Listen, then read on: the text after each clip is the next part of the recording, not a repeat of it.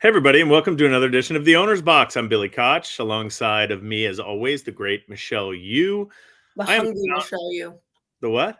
The The hungry. eating? The hungry. She has her favorite little red feather T-shirt on. She has her hair, even though she says it looks terrible, is like looks amazing. I'm sure her breath is horrible, but it's No, probably I brush my teeth like 4 times a morning. she does. Okay. Well, Michelle Yu is here. We have a great show for you. We're going to bring on Jonny Hilvers, who is part of Harris Farms. They just made a huge deal to sign Catholic boy will now stand stud at Harris Farms. It's really exciting for California. We need a little boost out here, Michelle. I think that's a good Mhm. thing. We'll find out all about that. In the meantime, I know we're probably going to talk about Breeders' Cup pre-entries, which came out yesterday, Michelle. Is that one of our three things of note? That is totally going to be our 3 things of note. And you kind of took the words right out of my mouth, Billy. The pre-entries came out yesterday. First, I think the biggest news per se was just a record number of international entries from, I think it was like 10 different countries or 15 countries, 10 continents. I mean, it was a vast amount of horses from overseas. So we love to see that, obviously. And just the number of entries itself was very, very good. Even Aiden O'Brien bringing a record number of horses over here. So I thought Yeah. that was very cool. Look at, we have, we have horses from South America, which, to be fair, both horses are here now and trained by U.S. trainers, but they won, like, the reason they're here is because they won the South American Win and Your Ends, right? So Chea Vasora and El Ensenal, who are with Phil and Pipey. We have horses from Africa competing. We do? South Africa, but it's Okay. like Africa. Okay. I mean, we have obviously the horses from Japan. We've got horses from England, Ireland, Great Britain, Well, all those good here's the places. thing, Michelle. The Breeders' Cup has always been billed as the World Championships. I Mhm. feel like this year that is a very, very true statement because there are, as you go through the PPs, which I've done basically since they were released, and I've done nothing else and watch except watch videos. I'm a complete psychopath right now. I couldn't even sleep last night. Um, there, the obviously the Euros on the grass are going to be very tough. Now, Uh, you see the Euros. I feel like this is the year for the Japanese. I love the Japanese sprinter, the That turf 2-year-old. sprinter? Yeah. Yeah, Ikuro Sa I can't say his name. Yeah. I love him. I think there's other Japanese that are very live. I think that I've heard that filly who's running in the distaff, who's 7 for 7, is very good. You got to do your research this year. I think this year is going to be really exciting, really fun couple of days. It's going to be awesome. I'm looking forward I to it. literally wish it was this weekend because I don't Do think I'm you? Oh, well, I'm not ready. I am so not ready yet. really. Yeah. I've watched all the videos. Um, especially for the races that we're in. Yeah. Even though Phil D'Amato made fun of me yesterday because I said Lake Victoria is coming, and if you don't know about Lake Victoria, enjoy those race replays. She will be a very heavy favorite in the Breeders' Cup Juvenile Filly Turf. She's Aiden O'Brien, Ryan Moore. She's better than my girl thought process. I'm hoping not. I'm hoping the home court advantage, the fact that we've won around 2 turns twice at Del Mar, I think will hopefully pay off in spades. But this filly is really special. And when she wasn't on the list before, and then she was pre-entered, and I texted Phil, and I said, you didn't see my text sign. Sorry, I texted Phil, and I said Lake Victoria is coming, and he goes, "You worry too much." And I said, it's not worry, it's just fact. It's like, you go into these races and you just hope for a good trip. I mean, that's Yeah. all you can do. And they're so tough and they're so deep, and it's really my 2 favorite days of the year is Breeders' Cup, and I am so excited. I don't know what to do with myself, Yeah, honestly. I do think that it's interesting as we're talking about all the entries. The lack of some entries were intriguing as well. Chad Brown opted not to enter any of his horses in the filly and mare turf, which is a race that he has dominated because he thinks it's unfair that they put the configuration around 3 turns this year. The configuration of the filly and mare turf generally changes by whatever racetrack it's at. And, he was very outspoken in the media press conference about him not being happy with the fact that it was set at that distance. He was like, "Why wasn't I consulted? Get on the Breeders' Cup board, I guess. I don't know. I don't know who makes the decision on how far the races should be. I mean, he has some good points. There's some valid points. There are also some self-serving points, obviously, but I think Chad's going to be just fine. I think he's okay. I don't think we should worry. I don't think he's going. Okay. Also, my to be for the Breeders' Cup of as far as not entering, the chosen Brawn was not obviously entered. It came out this week. Our good friend Zoe Cadman released from his co-owners that he has actually been placed in the vets list for unsoundness. And the article, didn't really give us any information. Basically, Jack said that he's sound. Yeah, I read a lot about that. And that's one of those things that it's a no-win proposition, because if you say, look, Eric Krojak knows this horse, that's his way of going, whatever. The vets don't feel that way. Can you imagine if they just said, okay, we'll let him run, and then God forbid something happens to the chosen Brawn? But I think that we have seen in the past that connections have been allowed to do diagnostics, right? They placed him on the vets list. That means that he was ineligible to work off of it. Yeah, I think it's too close to the race. I wish I knew you more. You could have easily gone up and nuke scanned or pet scanned him. Listen, we're in a world where the vets matter a lot, and it's unfortunate, but we're doing our best for the safety of the animals. And if that was the decision, I'm sure it was a difficult decision on their part, but they made it. And once you make that decision, there's nothing we can do. And believe me, I've been in that situation. I've been really pissed off. I've had a trainer tell me there's absolutely nothing wrong with this horse. And at the end of the day, usually the vets are right, to be honest with you. So it's an unfortunate. I listen, we're big Chosen Brawn fans. I would have loved to have seen him run in this race. I thought he had a big shot, and unfortunately won't get to see him run, but hopefully maybe he'll be back next year. Okay. You didn't like that answer. No, that's fine. Hey, to each their own. I'm not saying that's the wrong thing. I just think that we have given lots of horses ample opportunities to do diagnostics, and it's crazy to me that he wasn't given the opportunity to do any kind of diagnostics. Rather than put him on that list. You're right. Look, because what's the worst thing that happens? You run the diagnostics, and he lights up, and then you say he's on the vets list. He lit up, right? Yeah. So, no, you got a point. Where's Prince of Monaco? What happened to him? Isn't he supposed to be running the sprint? I don't know. Has he worked? Yeah, he worked the 18th. He worked 5 furlongs and 59 flat from the gate. Is he 3? Yeah, maybe they're waiting for the Malibu. I don't know. Maybe. Yeah, could be. That would make sense if he's 3, right? Interesting defection. That's last time for straight 3-year-olds grade 1. That's true. Okay. Also news is that we do have sales going on. It is the Fasig-Tipton October sale right now, and they are doing a flash sale for EJ Won the Cup. And even after we post this, there'll still be days that you can bid on that. So if you're interested in EJ Won the Cup, who's a multiple stakes winner, graded stakes placed at 5 different tracks, you can go on to Fasig-Tipton, and it's a digital sale. Kind of like you guys did for Ice Cream You Scream, except they're selling all of them, I guess. Of course, we have and are you going to talk about the Keeneland Championship sale? That's coming up next Wednesday. Did you know about that? That is coming up. When is that? That's after Breeders' Cup, right? No, it's before Breeders' Cup. Is it after Keeneland and before Breeders' Cup? It's before Breeders' Cup. Yeah. There's a bunch of interesting propositions in there for people. We're selling 25% of Gold Phoenix. So you can literally Are you really? Yes. So 25% share of Gold Phoenix. You could then run for $5 million over a track he loves 3 days later in the Breeders' Cup turf. So it's how cool is that? I didn't know that you were going to sell some of the gold. Is there a catalog out? Let's see. Yes, it's out. No, I haven't even seen it. I'm too poor for this. Okay. So She's Got Away, Broodmare prospect, Gold Phoenix, Factional Interest in a Racing prospect, Cornell, Racing or Stallion, Bookham Dano. You can buy 25% of him. Yep.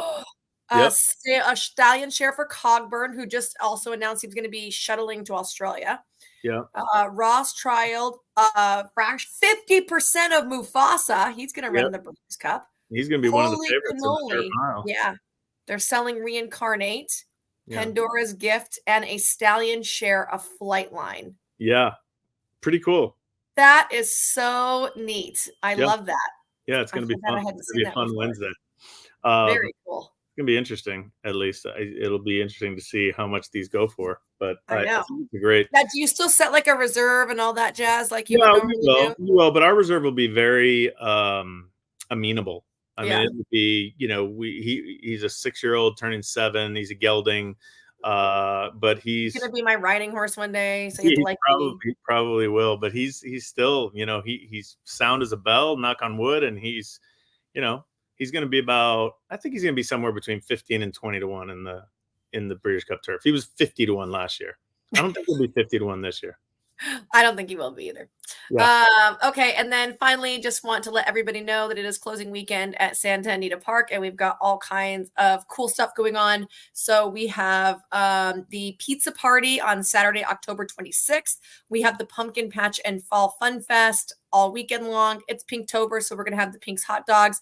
It's the Halloweeners on Sunday, October 27th. But the most important thing, Billy, is that we've had a multiple day carryover going into this weekend. So not only are we having mandatory payouts on Sunday, we also have a carryover going into Friday. And if for some reason it carries, we'll have like a 6-day carryover coming in. That'll be nice. That will be nice huge, for the wagerers out there. We have things to read too. We do, but Jonny just popped up, so we'll have to get to those after Jonny. Okay, so I'm gonna add Jonny in, but no video for Jonny. He's very handsome, though. I should find a picture of him and just stick it up. Yeah, we should. We can't just have me and you talking. Jonny, guys, what's happening? What's happening, man? How are you? I'm pretty good. How are you guys? We're very good. We're sorry we don't get to see your handsome face. I'm gonna find a picture of you and put it up. So, but we know find a good one if you're going to do that. Oh, we will. Tell us. Listen. Let's get right to it before we find out about your history and what you're all about. How did this deal for Catholic Boy come about? And congratulations. Well, thank you. Yeah, we're really excited about the horse. So we kind of just put the word out that we were looking for a new horse, new stallion, and kind of talked to Todd Fisher. Kind of lined up a deal through talking to Bernie Sams at Claiborne, and it kind of just came about that they said, yeah, maybe we could do something with this horse. And right away we were really excited about the opportunity for him. And so, yeah, we kind of got a deal put together and made it happen. I'm going to be harsh for a second. And I don't mean to be, but if people took a look at the California breeding landscape, it appears to be on the decline. I think we would all admit that. How does then Harris Farm say, you know what, even though that might be the case, we're going to bring in this really nice Kentucky stallion here to California? Well, I think you're exactly right. And I think that's kind of the point of it too, is that, hey, we're pressing forward. We're looking forward to the future. And, I think there's still a lot of good things to come. And we're going to keep pressing on as long as we can and trying to make there more opportunities for breeders here in California and some better stallions. And we want it to be as successful as possible. And I think a horse like this is, a little different, sire line than we have, and thought it'd be very helpful for breeders to have some more, variety. And just what a gutty racehorse he was, I mean, he's, wins $2 million, grade 1 on grass, and on the dirt, going 1.25 miles. And, his win in the Belmont Derby Invitational, I mean, he was put away, and he comes back on the inside and, and ends up getting the job done. So just a very exciting horse, and, thought he'd be a good addition to California. That was also, Billy will remember, he was my pick of the week, Breeders' Cup week, because he was the best looking horse on the grounds. I was just going to say that, Michelle. I know that you love this horse. And I think it's really cool. Jonny, tell us a little bit about the other stallions that are currently at Harris Farm. So we're going to do like a mini advertisement here. Yeah, perfect. Yeah, no. So we also have, we have some other young horses that we're excited about as well. We have Halliday, who's by Warfront out of a Tappet mare. His first crop is yearlings now, and has some really nice yearlings that we're I got excited one. about. You got one? I bought one. Yeah. There Nice. you go. Good. No, they're very athletic individuals. Nice looking yearlings. So we're excited about him. He was a nice racehorse too. Winning the 4-star Dave Grade 1, and Warfront out of a Tappet mare, and he's a good looking horse. So we're excited about him. We'll see his babies at the track next year and see how they do. And then we have another young horse, 8 Rings, who you guys remember, sure, by Empire Maker. I remember when he bolted inside at the yeah, the 2-year-old race. I bred my mare to him this last year.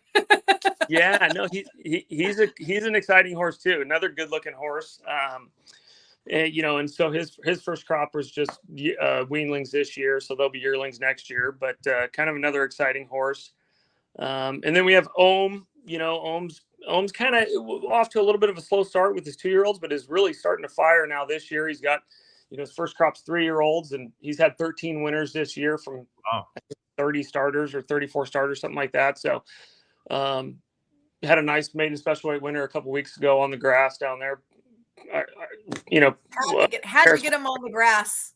Yeah, that one, that filly had, she'd run Calbred maiden 50 on the dirt 3 times and jumps up to Calbred maiden allowance on the grass and just goes out there and whoops them. So I definitely agree. I think they're going to be a lot better. Knapp had a really nice that he had bred debut, and she debuted against Open Company, I think, and ran a really good second. Yeah. So he's really improving. I mean, I think this, he's another, exciting horse. I've been a big fan of his from the very beginning, by Munnings, and a very good looking horse. Ran second in the Breeders' Cup Turf Sprint twice, so yeah, very, very promising horse. And like I said, now he's kind of starting to fire, his progeny are really starting to fire, and so. Michelle, trivia question for you, Michelle. Who did Ohm beat at Del Mar in his debut? Who did Ohm beat at Del Mar in his debut? I don't know. American Pharoah. I was thinking that, and then I kept thinking in my head it was Westerbrook that beat American Pharoah. Was it Ohm? It was Ohm. Yep. Okay.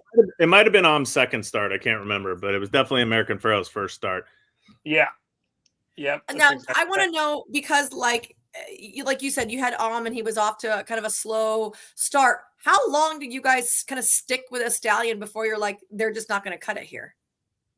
Oh, we'll give them plenty of time, especially, a horse like that. I mean, I think that, some of these horses just aren't going to maybe be as precocious as you might think. I mean, his babies looked like they would be, but I think they're probably, going to be maybe better 3-year-olds, and who knows, his next crop, a bunch of the 2-year-olds could jump up and do it. So I think this horse is a nice horse. I think we're going to see it out for quite a while. And like I said, now that it's starting to kind of come on, I think he's going to be a pretty useful horse, really, here in California.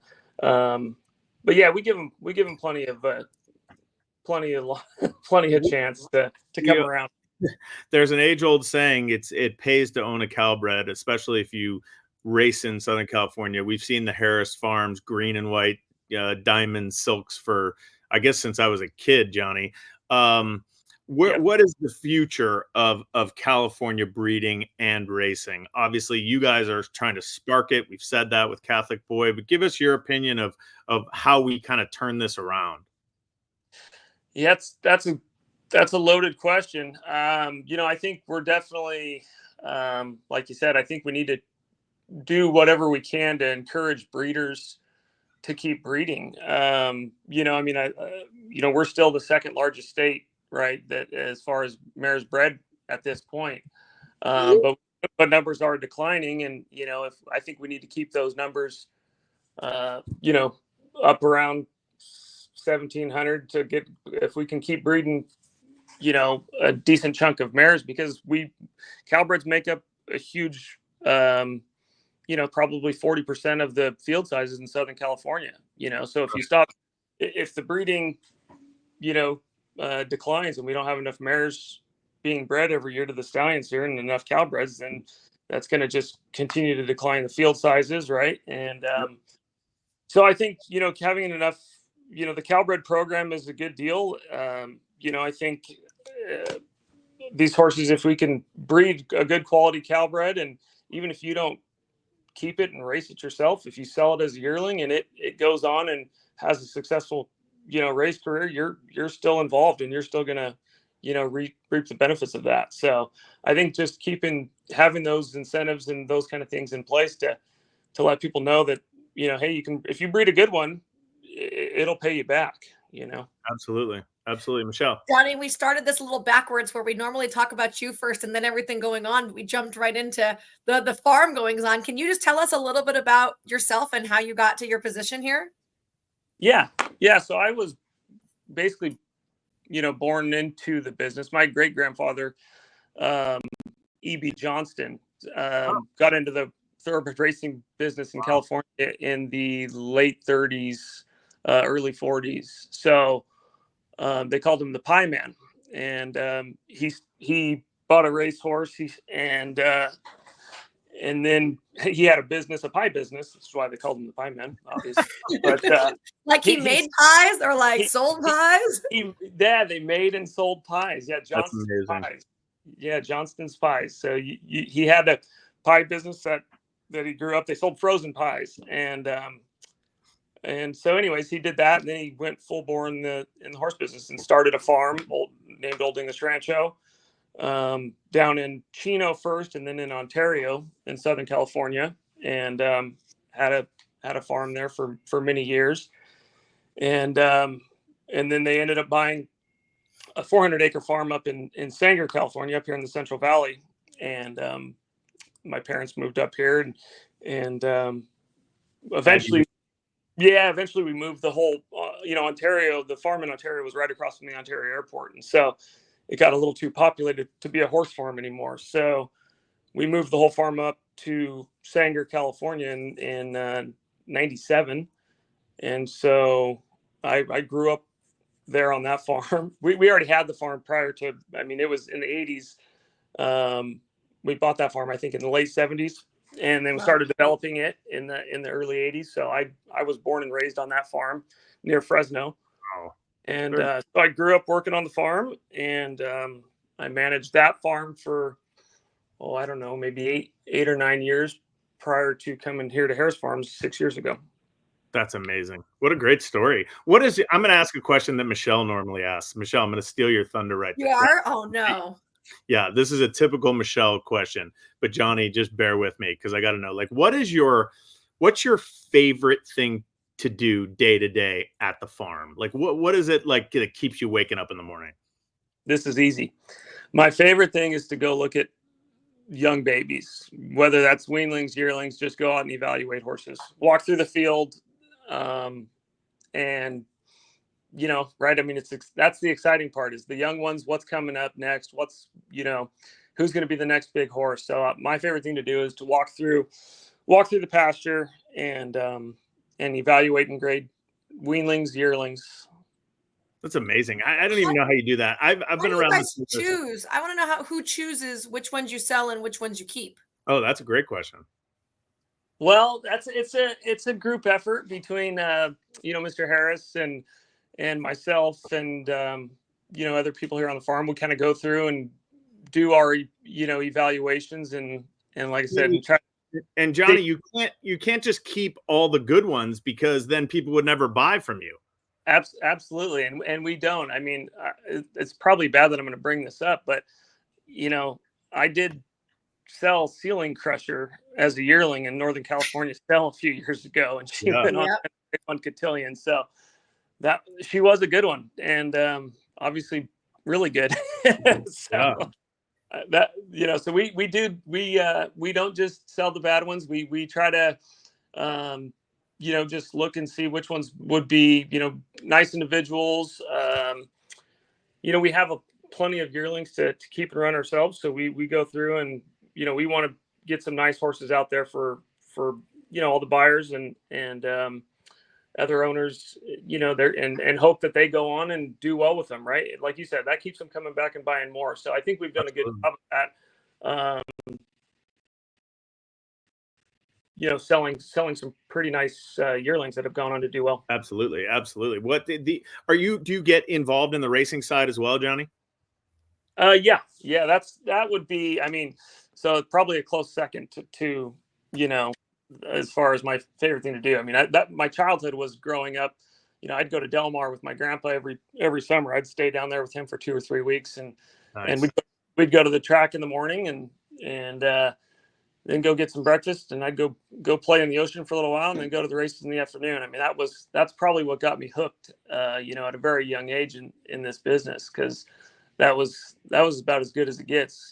That was better than Disneyland for me, and or any other thing you could do. So you're talking to two complete racing psychopaths. So we totally. Although I'm also a Disney psychopath too. And like I'm a total you just Disney like person. Michelle's head just exploded. I could see it. Like she was like, "Wait, Disney? What if they had a racetrack at Disneyland?" I wish they did. Well, they do. We read Test Track at Disney World. If my kids listen to this, they're going to say, "Dad, really? You're putting down Disneyland?"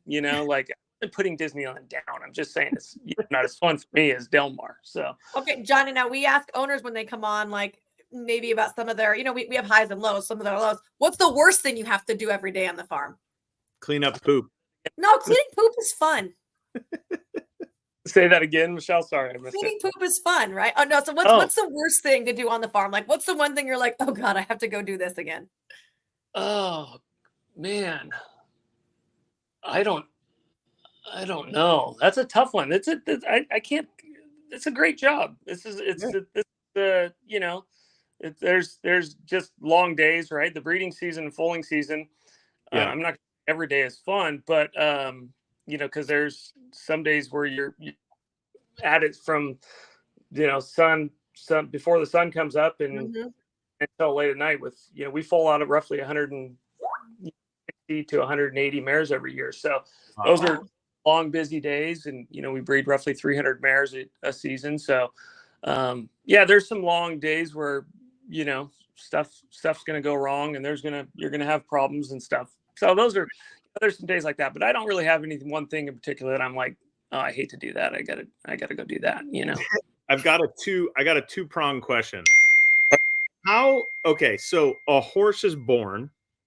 Yes. And then it's on your farm and it's running around. How soon, Johnny, can you tell, like, hey, I think this horse is special? That's part A. Part B is, how often are you right?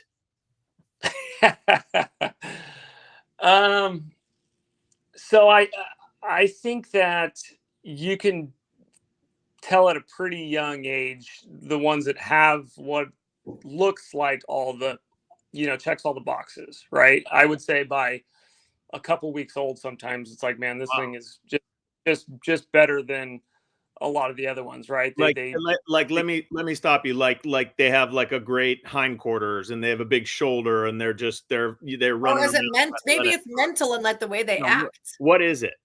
Yeah, so I would say just conformationally, they stand up strong right away, right? They're not, a lot of horses, young foals are, can have some conformational flaws. They can be a little valgus, they can be a little varus, they can be laxed, in their pasterns. The ones that just are correct from day one, they stand up strong. Yes, they have a nice hip and shoulder, just very balanced and just kind of elegant looking. And then, the mental side of it too, Michelle, you're right. Like, they're just smart. They're easy to get along with. They go with the flow. It's like, this thing shows class, right? It just is, we always talk about, oh, this is a classy horse. Yeah. And it does. The class does kind of show up in these young horses, in these horses at a very young age, to where you can kind of get an idea. Now, whether or not that's going to happen. So the second part of your question, it's probably a crapshoot. It's probably 50-50. I would say. Fair. Totally fair. Has there been a horse that you can remember that was bred by Harris Farms, that you were basically there on day one, that turned into that, grade 1 winner, but for Harris, like that you basically were with this horse its whole life? Is there one horse that kind of stands out?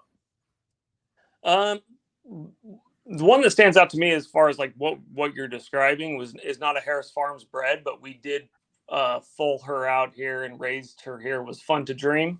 Sure. Oh yeah. Yeah, absolutely. Yeah, she was kind of that way for me. She, always from day one, she was just stood up strong. She was real correct. She had a lot of bone. She had size. So, Yeah. Very classy. And that was one to where it's like, yeah, this is what you want. This is what you want to look like. This is what you want them to do. So yeah, I did think that she was going to be a nice horse at a very young age. Awesome. Jonny Hilvers, we have taken up way too much of your time. We appreciate it. Go back to work. We know you have to deal with your kids and all the babies out there. We wish you the best of luck, especially with Catholic Boy. And as a racing fan, as a Southern California fan, I want to say thank you for bringing him here and really trying to boost this Southern California racing scene and breeding scene. So we appreciate it. And please give our best to John too. Absolutely. Thank you, guys. I appreciate you having me on here, and I will definitely give him your best. Thanks a lot. Thank you, Jonny. Thank you. Jonny Hilvers. Hilvers here on the Owner's Box. Michelle, great job. We're timely, well-spoken. When he was talking about class, I just couldn't stop thinking about you. You're so funny. You are so funny. You guys. A couple of quick things. Next week, I believe it'll go up on, what did we decide? Tuesday we're doing it? Tuesday afternoon. So we'll go up Tuesday night. We are going to do our 3rd annual Owner's Box Breeders' Cup draft, which is always one of the most fun shows of the year. So stand by for that. We have and it's going to be crazy. Yeah, we have Michelle, obviously. We have Jay Pridman will be back. We have Gabi Gaudet will return, and we are adding Michael Joyce to the draft. It should be a lot of fun. We'll play for charity, and it's going to be great. It's going to be a lot of fun. I can't wait. I'm already studying, and it's going to be cool. I like it. Yeah. I already mentioned what was going on this weekend. At Santa Anita. So just have our ads to read for you real quick. So this week's show is brought to you by the New York Thoroughbred Breeders. October is a stellar month for the New York bred industry. October 27th, they have 8 stakes races for New York breds, including $1.6 million in purses. So very strong program, unsurpassed in purses for any regional state bred program.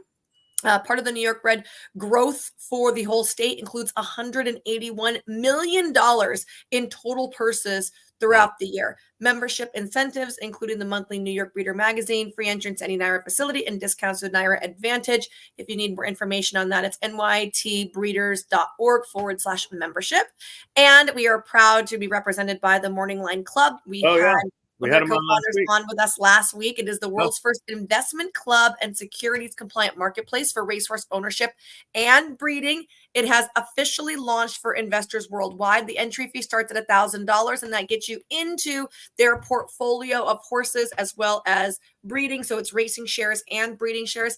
And then you can go on the marketplace and you can work with what you like. So if you want to get started or you're interested, log on to morninglineclub.com. This is a unique opportunity to invest in the future of horse racing. Yeah, I think we should have them back on, and I think we should do what you did and have them like take us through it and show the site and stuff like that. We can do that. I agree. We're going to do that. We'll do that after Breeders' Cup. After Breeders' Cup. So we have the Breeders' Cup preview draft next week, and that's it. Is there any other Breeders' Cup notes, Michelle, that you want to give out? Have you heard anything? Have you gotten any scoop?